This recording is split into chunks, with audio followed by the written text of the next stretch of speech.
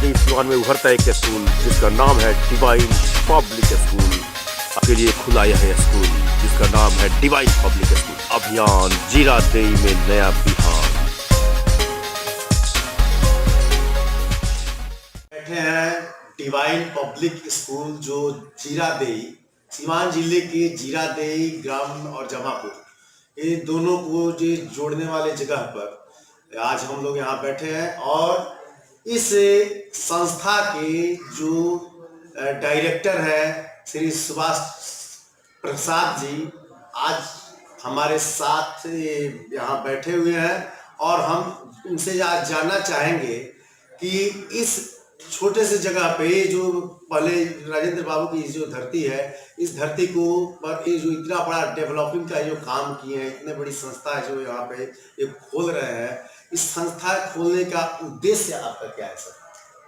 उद्देश्य यही है सर कि हम शहर में गोरखपुर में डिवाइन पब्लिक स्कूल 10+2 के स्कूल 2 चलाते हैं।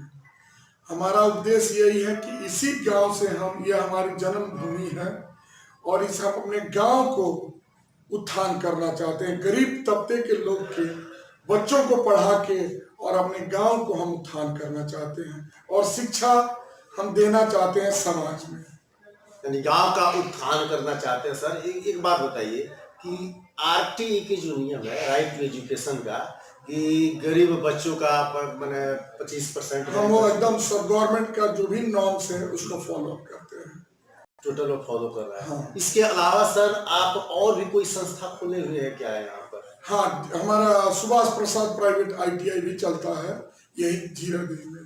ITI भी आपका यहीं पर चल रहा है।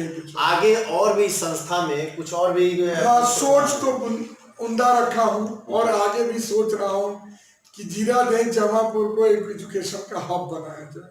सुने हैं कि आप इस जिले में चाहे बहुत जगह पर मंदिरों में, चाहे बहुत सोशल संस्थाओं में आप कुछ दान इत्यादि भी अपना देते रहते हैं। हाँ। इसके पीछे क्या उद्देश्य है सर? उद्देश्य यही है कि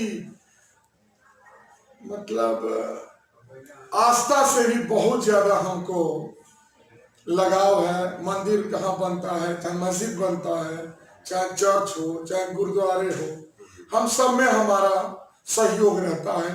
कहीं जग होता है तो लोग उसमें कहते हैं कि जग का मतलब है कि सुबह शाम भोजन कराना, तो गरीब तबके के लोग उसमें आते हैं, बिना पैसे के निस्वार्थ जग में भोजन कराया जाता है।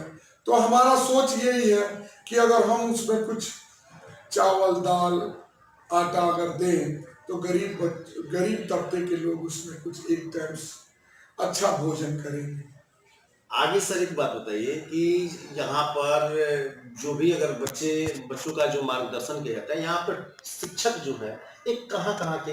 ये सब सिलीगुड़ी और कलकत्ता, वेस्ट बंगाल से आते हैं। यानी दूर दराज के शिक्षक, ऑलरेडी ट्रेंड शिक्षकों, ट्रेंड टीचर हम सब, मतलब यहाँ जो भी हम टीचर्स को अपॉइंट करते हैं सब ट्रेंड टीचर अपॉइंट करते हैं। MAd BAd जो भी रहेंगे, MSc BSc रहेंगे, उन्हीं को हम अपॉइंट करते हैं। इसके अलावा लिटरेचर में आपको भाषा में किन भाषाओं की पढ़ाई यहाँ पे? यहाँ इंग्लिश में तो English, Divine public school is known as for English education, और प्लस एक सब्जेक्ट हमारा हिंदी में रहेगा और उर्दू में रहेगा और संस्कृत के शिक्षक सर आप ऑलरेडी अपॉइंट कर लिए हैं। यानी जो भी शिक्षक हैं वो ऑलरेडी ट्रेंड शिक्षक है और गवर्नमेंट के पूरे रूल को फॉलो, पूरे नॉर्म्स हम फॉलो करते हैं। तो हम आज सुभाष चौहान जी से रूबरू हुए और आपको ये भी बता रहे हैं कि जामापुर जैसे जगह पर और भी ज्यादा इनको कुछ करने का विचार है। सुनिए सर कि फार्मेसी का भी हम एफिलिएशन के लिए प्रोसेस में है।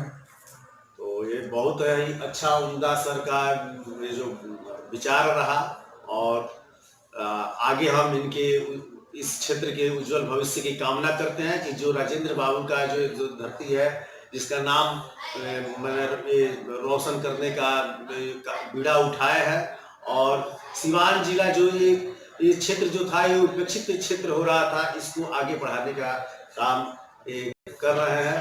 और सर इस क्षेत्र के लिए कुछ इसके अलावा, एजुकेशनल के अलावा और कुछ अगर भविष्य में अगर आप ये सोचते हैं कि इंडस्ट्रियल के रूप में कुछ सर? नहीं, इंडस्ट्रियल हम तो एजुकेशन से ही जुटे हुए हैं और एजुकेशन में ही ज्यादा से ज्यादा हम जो भी यहाँ कर सकते हैं वही करेंगे। इंडस्ट्रियल चलिए, नमस्ते।